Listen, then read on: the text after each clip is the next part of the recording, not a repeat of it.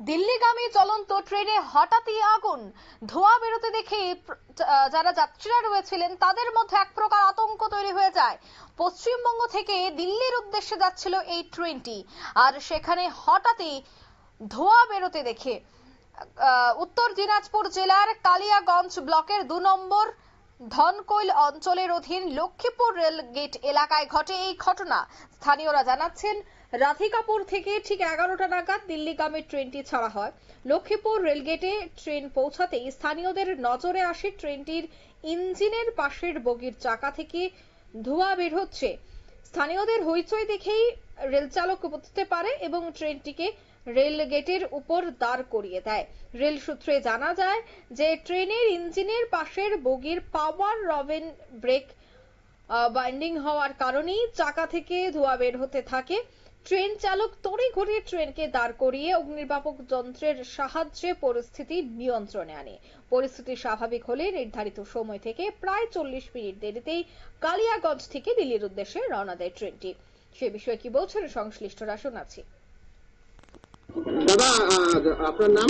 কনক। আমার নাম কনক। কি হয়েছিল এখানে?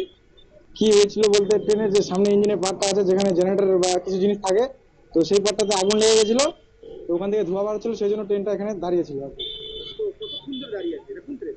এটা মনে হয় আজকে মঙ্গলবার, আনন্দ বিহার নাকি এরকম। দিল্লি, হ্যাঁ।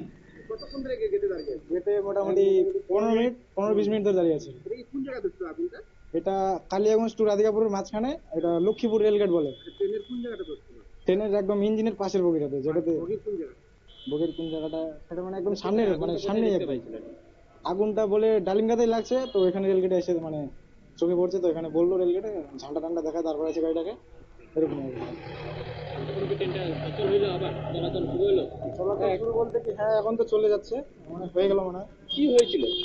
এই লক্ষ্মীপুর রেলগেটে এখানে এখন আমি দেখলাম যে মানে ট্রেনে আগুন লেগে গেছে। কোন ট্রেনে? এটা আনন্দ বিহার বলতেছে, দিল্লি। দিল্লিগামী। কোথায় আগুন লেগেছিল? এই ইঞ্জিনের সামনের বগিতে। তারপরে কি হয়েছে? তারপর তো অনেকক্ষণ ধরে ট্রেনটা দাঁড়াই ছিল এখানে, আমরাও দেখলাম। তো তারপর এখনই কিছুক্ষণ ইয়েতে চলে গেল ট্রেনটা। কি হয়েছে? কিভাবে আগুন নিয়ন্ত্রণে আসলো? সেটা এখন কেমন করে বলবো, এখন কিভাবে যে ওরা করলো, আমি তো রোডে দাঁড়াইছিলাম। কোথায় আগুনটা লেগেছিল? এই ইঞ্জিনের সামনের বগিটাতে, ওটা ইঞ্জিনেরই কি বগি যেন বলে। ট্রেনটা কি গেল? হ্যাঁ, এক কিছুক্ষণ আগে চলে গেল। কতক্ষণ ধরে দাঁড়িয়ে ছিল? মোটামুটি 20 মিনিট। রেলগেটের মধ্যে? রেলগেটের মধ্যে। রেলগেট বন্ধ ছিল, অনেকক্ষণ ধরে বন্ধ ছিল। এখন কি সচল হয়েছে? ট্রেন চলে হ্যাঁ, এখন সচল কেবল হলো। আপনার নাম?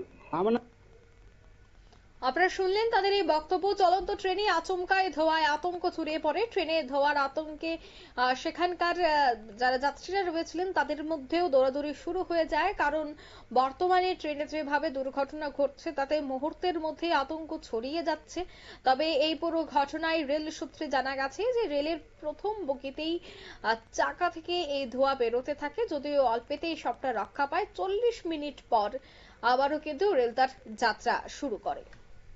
নিয়ে নিচ্ছে ছোট্ট একটি বিজ্ঞাপন বিরতি, সঙ্গে থাকুন।